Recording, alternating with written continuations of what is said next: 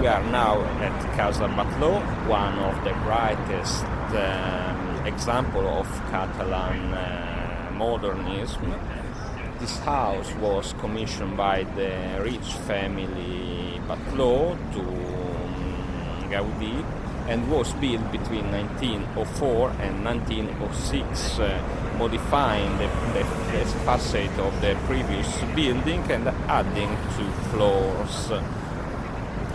With Casa Batlló, Gaudí made a further evolution in his architectural style. He used colorful elements such as mosaics and stained glass that change according to the light.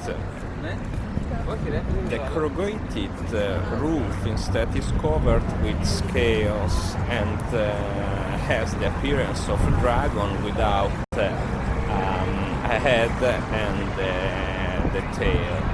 Inside, instead, everything was designed by the author, by Gaudí.